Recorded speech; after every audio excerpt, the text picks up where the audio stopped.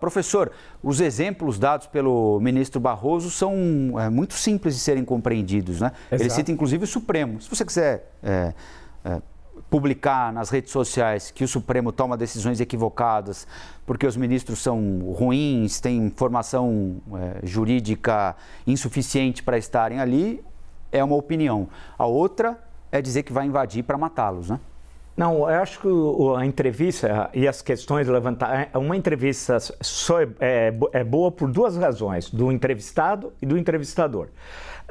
O entrevistador, a pessoa colocou as questões centrais, ela foi muito feliz nas perguntas. E o ministro Luiz Roberto Barroso foi muito feliz nas respostas. Muito objetivo e com exemplos claríssimos. Eu acho que é extremamente didático. Será o caso de recortar e passar nas escolas, porque eu acho que isso tem de ser ensinado, insisto, nas escolas, né? A nossa Constituição, que no fundo nós estamos puxando o fio de Ariane, né?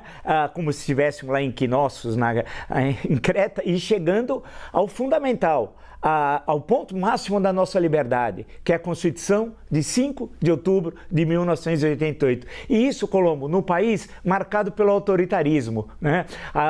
Que tem uma longa história autoritária, que no século XX passou por ditaduras em que jornalistas foram perseguidos, presos, mortos, em que nós temos uma tradição de violência. Foi o último país do mundo ocidental a abolir a escravidão.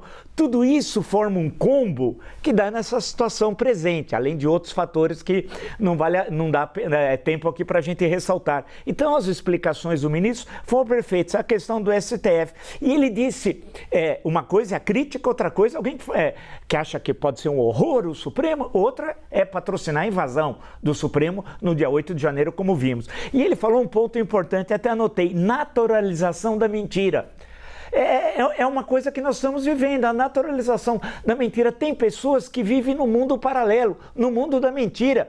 E não adianta você falar, olha, o Lula está vivo. Não, igual o exemplo dado, o Lula está morto. Você não percebeu, quer dizer, e aí você tem que explicar, olha, e isso sucessivamente, no mesmo dia, você tem esse processo de que a mentira vai dominando o nosso mundo.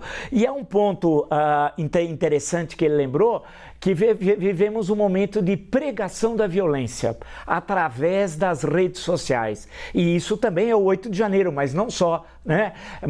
E isso é um fenômeno mundial. Então, nós deveremos ter, eu presumo, no final dessa história, uma convenção internacional, que eu acho que nós vamos ter de chegar nisso, e essa convenção internacional depois chega a cada país como o nosso, e a nossa Constituição diz, né, que isso vai ser incorporado no nosso mundo do direito, e aí a justiça vai ser acionada. E por fim, a justiça não entra em área que não é dela, isso é falso.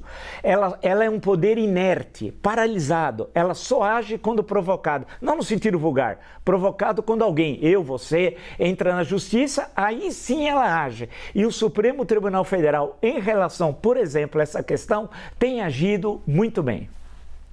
Professor Marco Antônio Villa, trazendo para a gente os destaques da entrevista exclusiva do ministro Luiz Roberto Barroso a Priscila Asbeck, à CNN, ao vivo e direto de Paris.